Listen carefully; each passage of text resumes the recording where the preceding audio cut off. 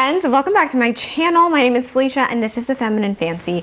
Yes, I am wearing a floor length gown today, and if you ask why, I ask you, why not? I thought this would be a fun dress to wear for the topic of today's video, which is how to be more elegant. 6 ways to be more elegant. I have to say, as much as I try to stay off things like TikTok and Instagram, when I see something that I really like, when I find someone that I have fallen in love with, it's like I now need to know everything about you. And I don't know if that's just me. I think that's everybody. But the person who I have been deep diving lately is named Carla Rockmore. She is a woman of a certain age. She's absolutely stunning. She's a stylist, and I just find her to be so quirky and elegant simultaneously, and I think that that's a beautiful, beautiful combination. I love watching her TikToks. I love seeing how she styles herself and gives advice about styling and jewelry and things like that. I love her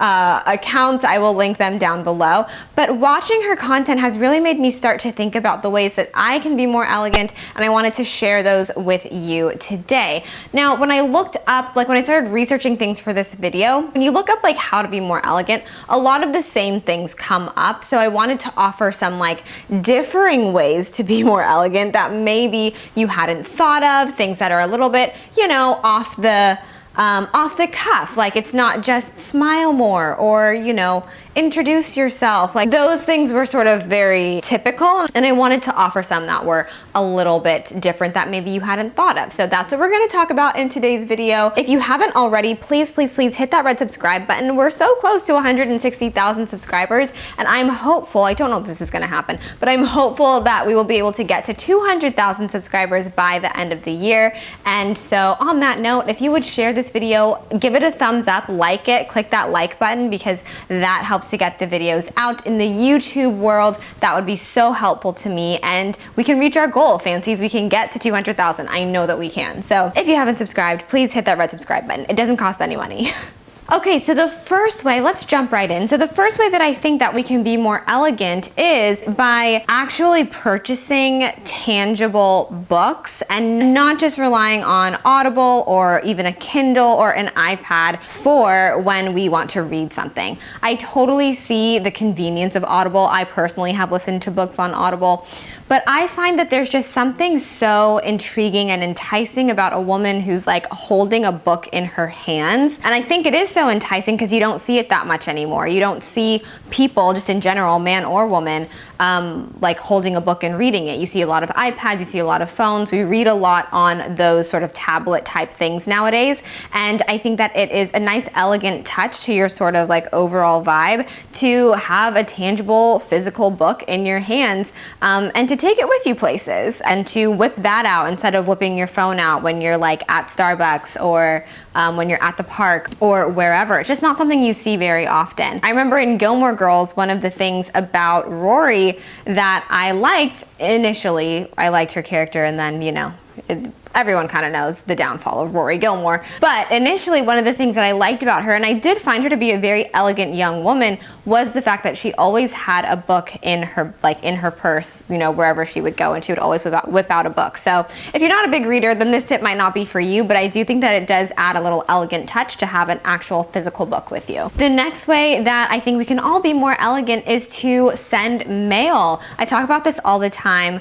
I do have specific friends that I send mail back and forth, just particularly on birthdays and holidays and things like that. And I have to say, it always makes me feel really good when I'm sending a package or sending a letter to a good friend that I haven't seen in a really long time. Sending an actual written thank you note or birthday card or Valentine's Day card or whatever it is really does add an extra elegant touch on top of you already saying thank you. So yes, of course it's nice to send a text message or an email, but it does just show that you've gone that extra mile when you also take the time to sit down and write something out and mail it. And I think also now that most of us get majority junk mail because everything's online, everything's electronic, when you do receive a piece of mail that isn't junk mail and that is meant for you and that someone took the time to send you, it really does just brighten your day. So I think doing that for other people, sending mail, sending letters is really, really nice. I said this weeks ago and I've been so bad, but I finally got a PO box. So if you are in my Patreon in the top tier,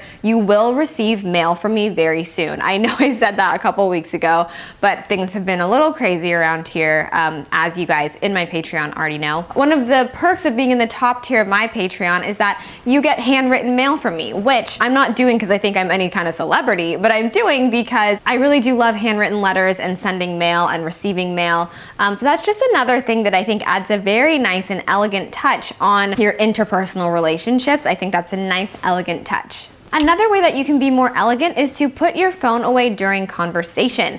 I don't know when we got to the place in society that we think it's okay to be in mid conversation with someone in person and be on Twitter or on Instagram. It's so disrespectful, and I think it shows that you care about your friendship, you care about the person you're sitting with and talking to when you are not scrolling on social media while they're talking. I think this might be more of an etiquette thing, maybe it's more of an etiquette tip, but I still do think it showcases an elegant side of you when you are sort of giving someone your full attention, you're listening, you're engaged, and you're not distracted. One thing I've noticed about elegant women is that they have this way of just putting their best foot forward always and making it look effortless.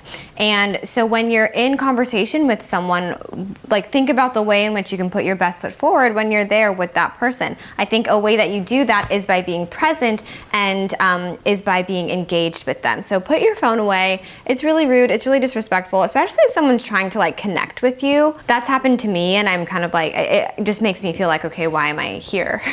So I think that's another way that you can sort of amp up your elegance is just by being present with the people around you. Okay, so another way that you can be more elegant is to sort of utilize small changes to your speech. There are certain ways to phrase things that just automatically sound more elegant. You can ask or say the same thing in a different way, but when you say it in this particular way, all of a sudden it feels more elegant. So for example, if you're at a party and you've already met someone, you can say, "What was your name again?"